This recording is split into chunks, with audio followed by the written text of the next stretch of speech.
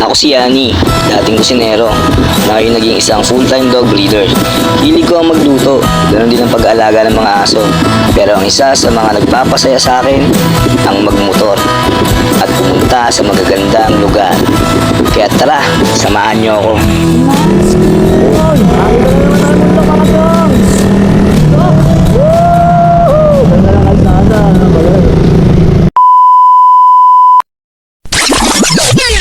Pero oops, teka, may bago tayong racket ngayon.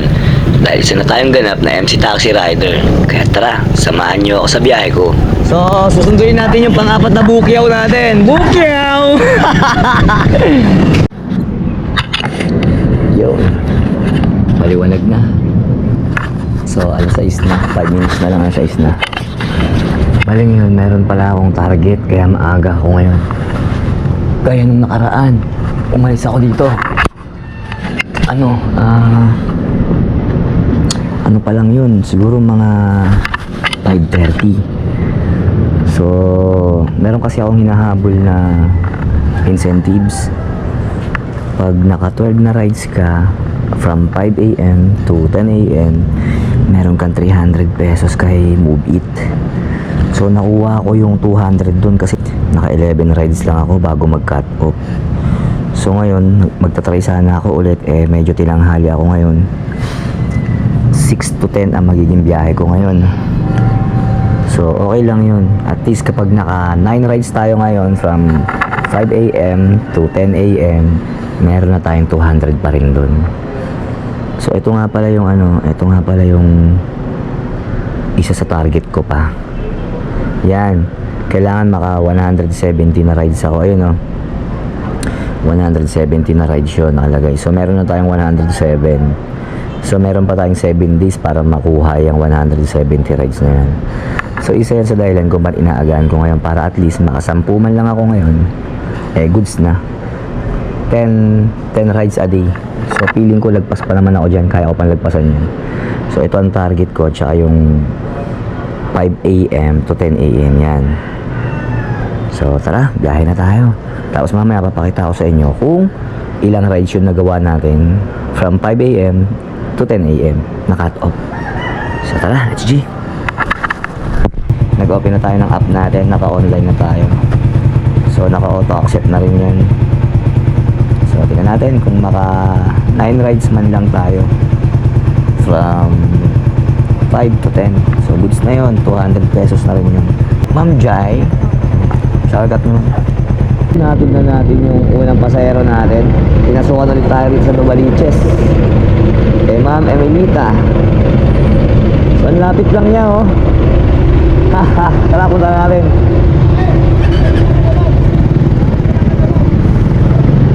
Puro malalayo yung mga hatid natin, mga jong.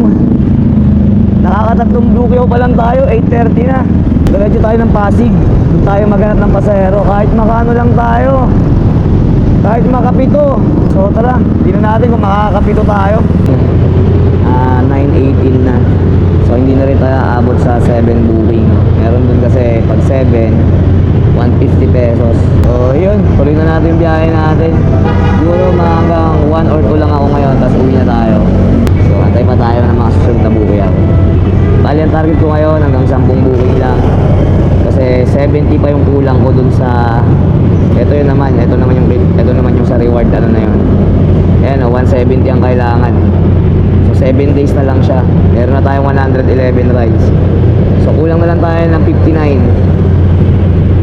In 7 days 59 na lang kulang natin. So madali na lang makuha yan. So kailangan natin mapababa yan kasi dyan yung porsyento ni Move It.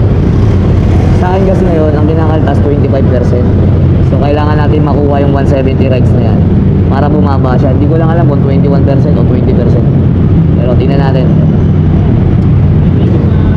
So yun, abang-abang lang tayo ng mga booking natin. Alright, dito tayo sa UP. Antay tayo ng bukyaw dito. Yun na yun. Galing ako Marikina, dito tayo pinaghatid. Sakto nga maganda-ganda rin dito magtambay din. Ayun. Kami sa UP, no? 12 na rin no? Parang uwi na kaya ako. Papawis muna konti, isang ikot, dalawang ikot. Siguro gano'n na lang gagawin ko, no? Tara, huwag na tayong bumiyahe. After na natin nagbiyahe kaninang umaga, napadaan tayo sa UP, no? So, umuwi muna ako kumain. Tapos, eto, bumalik ako ng hapon. Nakatulog na rin ako ng mga isang oras din. Papawis muna tayo. Huwag puro biyahe, di ba? Mahalaga pa rin, papapawis pa rin tayo kahit papaano, ano? Lalo dun sa trabaho na pinili natin ngayon, lagi tayo nasa alsada, di ba? So, yung alikabok, usok ng mga sasakyan, araw-araw natin nalalanghap yun. So, kailangan kahit papaano magpalas tayo ng baga. Mahirap magkasakit. So, last week yun, nung huling nakapunta tayo rito ulit. So, ngayon na naman, dapat twice or thrice a week. Pero minsan kasi, nagbabiyahe ako, kaya hindi ko na minsan namamalayan yung araw. Naka-isang linggo na pala ako, tapos isang beses lang ako nakapunta rito. Dito muna tayo dadaan. Time check muna tayo, nag-start tayo 4:30, eksakto. Siyempre, mag-ano muna tayo, stretching, di ba? Importante yung stretching. So, tara.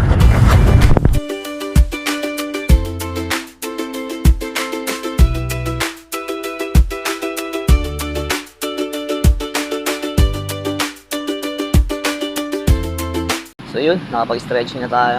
Tuloy na tayo mag long walk. Mga 1 hour lang, okay na yun. Tara na muna. Ayaw niya magbigayan. Yan, sige, bumara kayo lahat dyan. O, diba, bigayan lang, nakaalis na yung iba. Daming siklista, oh. Sige.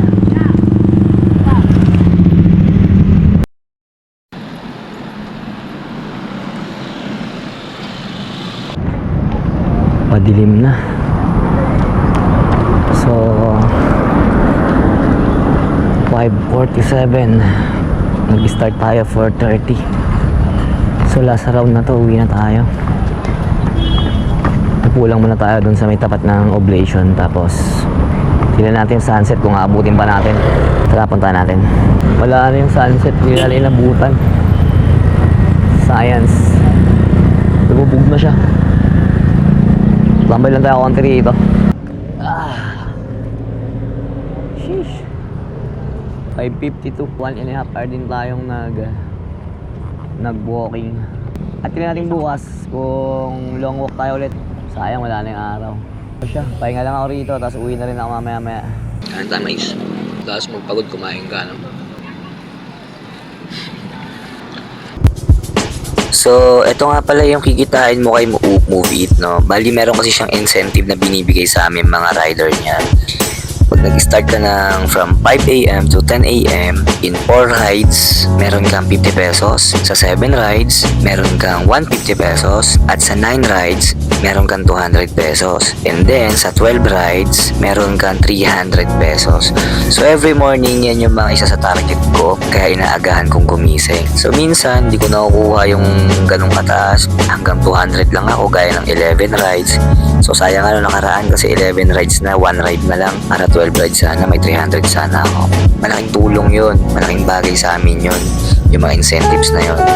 Sa susunod, meron naman akong tatargetin na kung saan na pwedeng mabawasan yung 25% na kinakaltas sa amin ni Move It kada biyahe. So, importante rin sa amin yun para mabawasan yung 25% na komisyon ni Move It sa amin. So, kahit mag 21%, mag 20% lang siya, okay na yun. At least nababawas-bawasan. So, mahalaga tinitingnan namin din yung mga incentives namin, no? Para at least meron kaming dagdag income. So, yun lang mga chong, no? Ingat kayo palagi kayo mag-iingat. At least din healthy. Huwag pa yung mga sarili nyo. Pag-push.